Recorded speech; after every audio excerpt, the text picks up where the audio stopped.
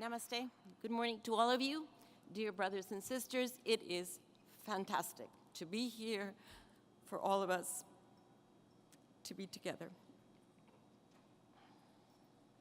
You have already heard this morning about the new Intergovernmental Panel on Climate Change report that has come out with what was a conclusion that surprised some, but that was only a confirmation for those of us who listen to Mother Earth.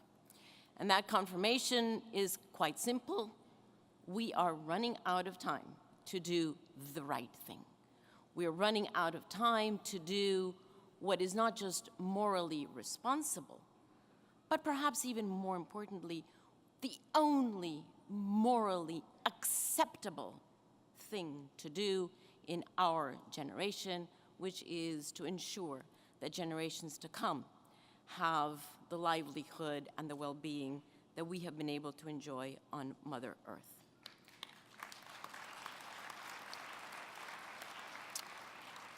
Now, as we face the challenge of pursuing a path of only increasing 1.5 degrees, that is a major challenge. And as we pursue that, I would say we all, because we're all human beings, we all fall into at least 3 temptations. And today I wanted to put those temptations out for us so that we're mindful about not falling into them. The first temptation, it is very tempting to look at the past with respect to the present and point a blaming finger, in particular to those who we judge are not acting with responsibility. My dear brothers and sisters, that is actually excluding some from our loving space. So when we see that temptation, we are called upon to expand the arc of our love.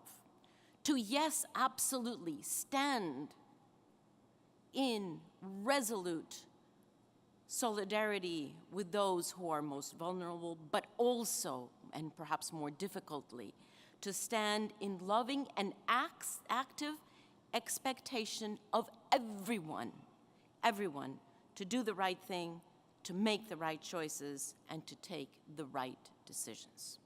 Not easy, but fundamental for us to do. The second temptation that most will fall into is to fall into the bad habit of believing that there is a contradiction between what we want and what the world needs. What we want as human beings on Mother Earth and what she needs. I would say that if we truly understand what we truly want, it is what the world needs. We want to live in harmony with nature. What the world needs is more protection of all natural habitats. Same thing. What we want is more food security, less water insecurity, and what the world needs is this restoration of degraded lands. Same thing. What we want is in those cities that are there, less pollution, cleaner air, and what the world needs is less coal and less fossil fuels. Same thing. What we want is electricity for everyone. 1.3 billion people who still do not have electricity. What the world needs is renewable energy that can provide that power to every single human being on this earth. So my friends, as we raise our gaze to the true aspirations of humankind, we realize that what we want is what the world needs.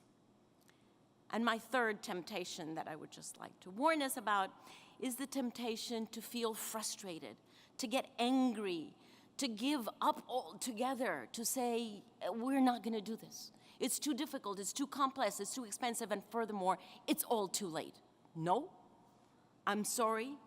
In front of that temptation, we are called upon to nourish our arc of conviction, to see in our mind's eye what we want to achieve.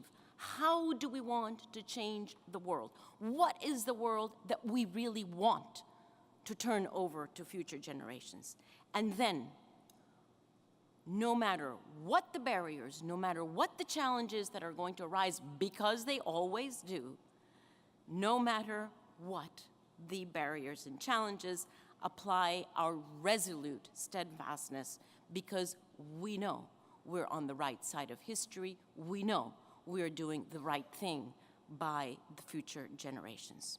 So my dear brothers and sisters, working together in what I would call radical collaboration with each other that knows no boundaries between countries, between peoples, between sectors, between economies, no boundaries, radical collaboration, by strengthening the arc of love, the arc of coherence, and the arc of conviction, let us together ensure that we shall heal the earth, and in so doing, we shall heal ourselves and each other.